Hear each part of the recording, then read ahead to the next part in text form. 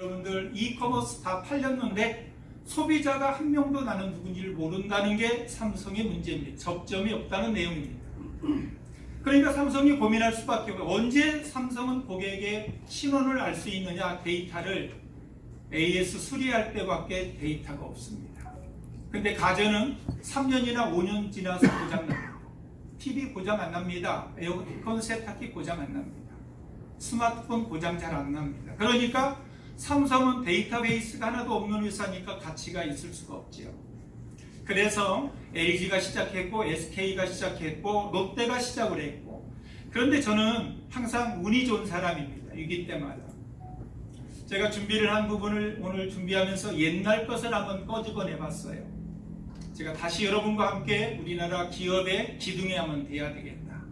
내가 죽으면 되고 여러분들을 살리면 되겠다는 생각으로 이 책을 쓰면서, 이제는 내가 나이가 이제 60이 넘었으니까 내 욕심 부리지 말고 이 기업에서 사회인의 한 사람으로서 국가를 위하고 국민을 위하고 사회를 위한 일을 한번 해보자, 이런 뜻에서 오늘 여러분들한테 발표를 하게 된 부분입니다. 영광스럽기도 하고 좀 어려운 내용이 있지만 어려운 내용을 여러분들이 이겨내면 된다는 내용입니다. 우리가 코로나 팬데믹 한 2년 되다 보니까 80이 넘은 분들이 먹고 살려고 이제 우리로 보면은 앱을 어떻게 쓰는지를 손자한테 물어와서 배달의 민족 앱도 깔고 쿠팡에다가 물건도 주문하고 해서 30%가 75세 이상의 매출이 늘어났다, 이런 내용이 있습니다. 오늘 여러분들 꿈에 그릴 수 있는 우리 미래, 도전하는 사람은 이게 가슴이 뛰고요, 도전하지 않는 사람은 어렵다고만 합니다. 어렵다고만 하는 그 내용이 뭘까? 저는 카카오라는 그 회사나 네이버라는 회사를 생각해 보면서, 야, 카카오가 참 요즘에 최고 부러운 회사. 국회법에 네이버법이라는 게 7년 전에 들어가서 법을 만들었고, 지금 카카오가 제재를 많이 받을 수밖에 없는 IT의 플랫폼을 가지고 독점을 하는, 카카오는 은행도 아닌데 은행 일을 합니다. 여러분들 아시다시피 택시 회사도 아닌데 카카오 택시를 합니다. 헤어샵도 하고요, 세차까지 들어가 정비 사업도 합니다. 안 하는 게 없습니다. 꽃 사업, 간식 사업, 도시락 배달, 퀵 서비스 다 카카오에서 합니다. 택배 사업.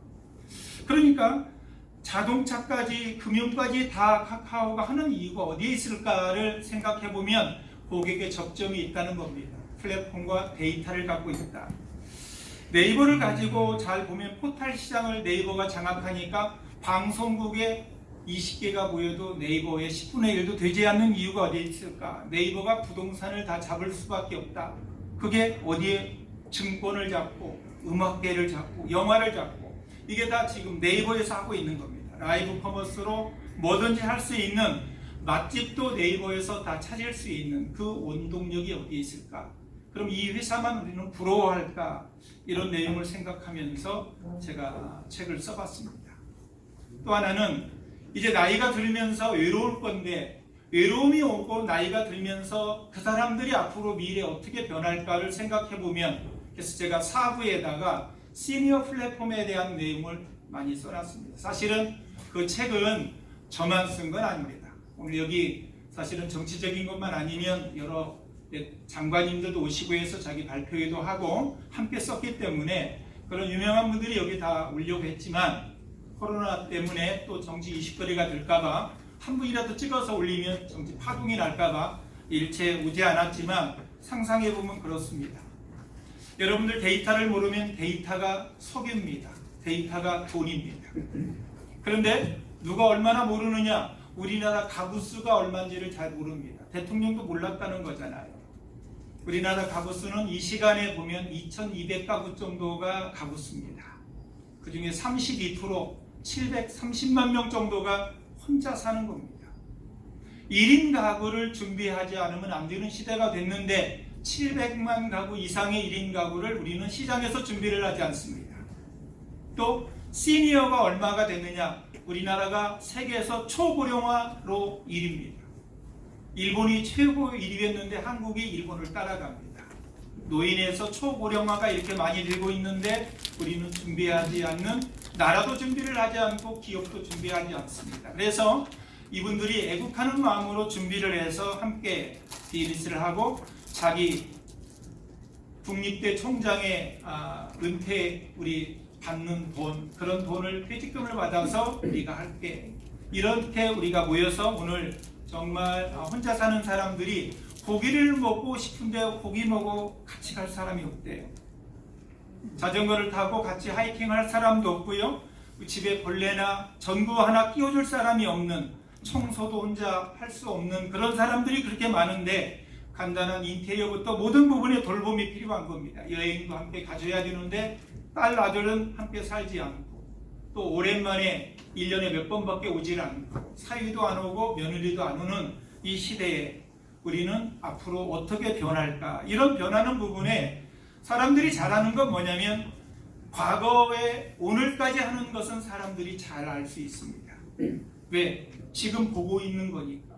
이걸 가지고 경쟁을 합니다. 그래서 그것을 창업이라고 합니다. 업을 리노베이션 했다고 하지요. 그러니까 업이 있는 부분을 혁신을 해서 펼쳐나가는 일이고, 미래의 일은 아무도 생각을 안 하고 어렵습니다. 에디슨이라는 사람이 전기를 만들 때 보이지 않는 걸 가지고 싸워야 돼요. 전류가 뭔지, 전압이 뭔지, 저항이 뭔지, 교류가 직류가 뭔지 우리는 안 보이고 모릅니다.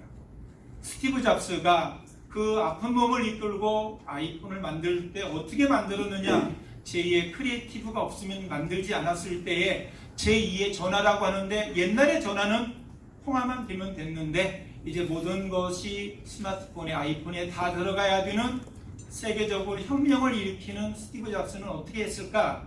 안 보이는 미래를 생각하고 상상하고 만든 겁니다. 비행기가 탔을 때 나이팅게일 형제가 이제 잠자리를 보면서 비행기를 이렇게 연구해서 결국에 하늘에 비행기는 나릅니다. 꿈꾸는 사람이 있어서 우리는 혜택을 보는 겁니다. 그래서 오늘 저자들하고 함께